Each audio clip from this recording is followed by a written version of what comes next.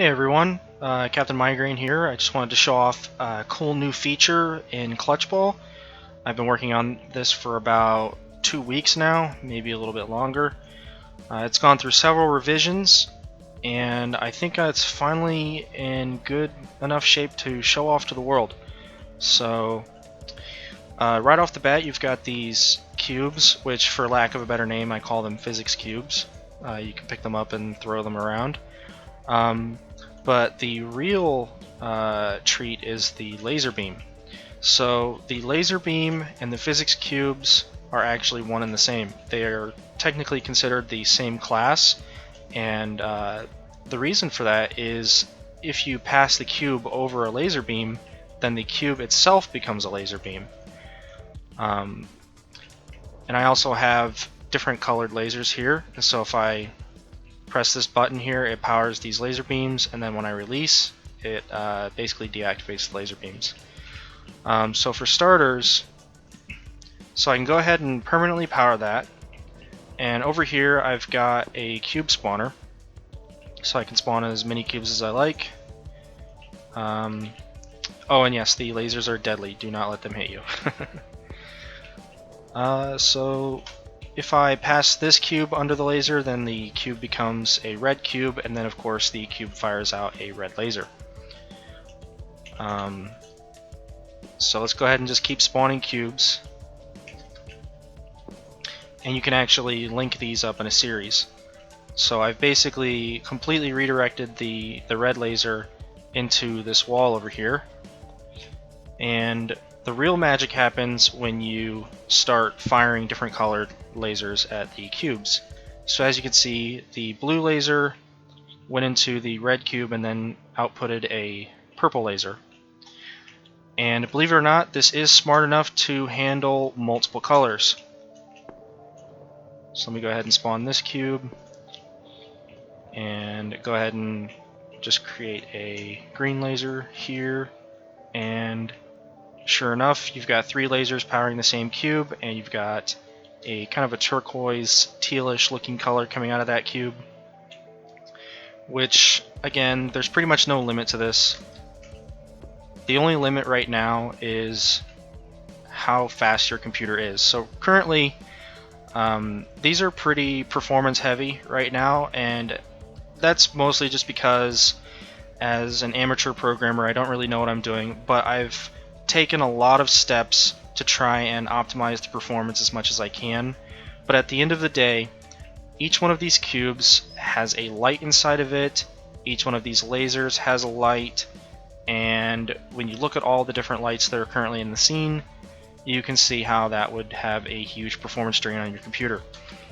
So eventually I may have to put in either a hard cap on the maximum number of cubes that you can have in a given scene, or I'm just going to have to reserve the lights for people who want to run the game on highest graphics only.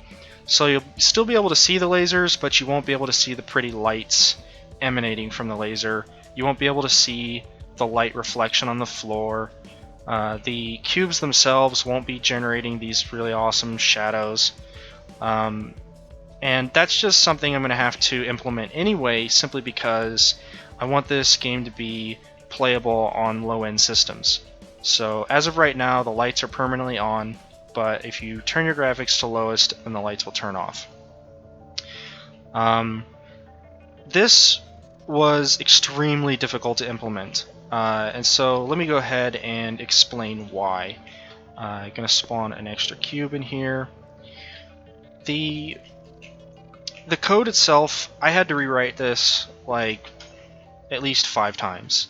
And when I say rewrite, I mean just I had to scrap the visual blueprint nodes, basically just delete them and then recreate them. There was no handwritten code here. I pretty much did everything in blueprints, simply because I can't understand what I'm looking at when I'm looking at hand-typed code. But anyway, back to what I was saying. If I remove this cube from this blue laser, then this cube has to update its color accordingly. So basically green and red equals yellow. And if I pass the cube back under the blue laser, then it has to basically update the color of the cube and then the light, and pretty much everything. The emissive color, the light color, and all of the above. On top of that, the colors are basically being chosen by the laser pad. The cubes, they're not really doing anything. The cubes are just there as like intermediate blueprints.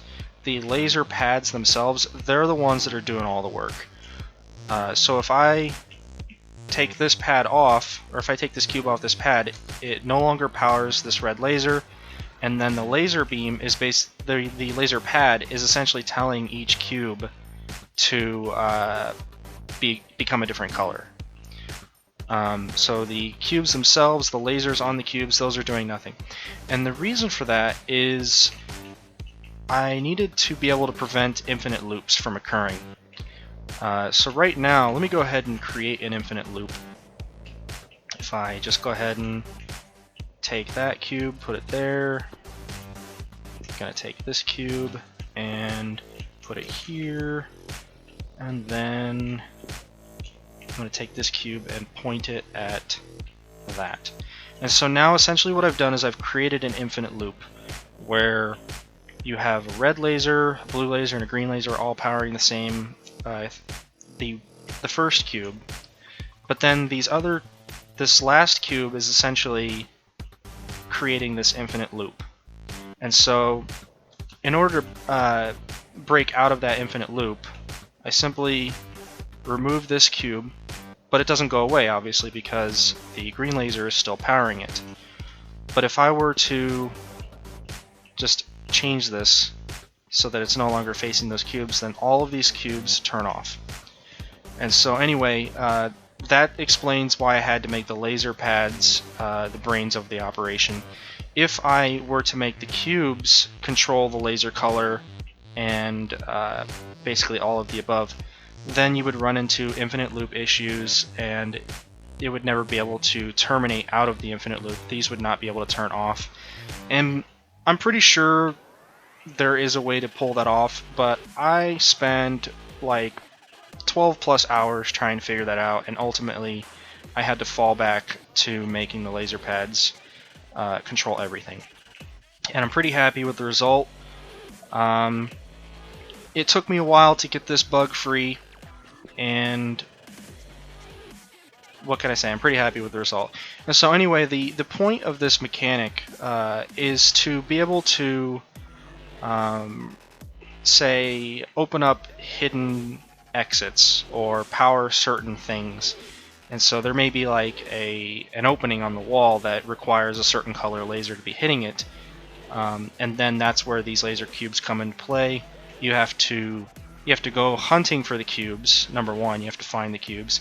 Then you have to power the laser pads that are on the walls, and then you have to figure out how to direct the laser beam so that it goes to where it's supposed to. And then that will open up a new area, or that will unlock something in the level itself, and it'll allow you to progress to the next level or another part of the level, so on and so forth. So anyway, what that says about this game is that I'm going to make it highly puzzle centric.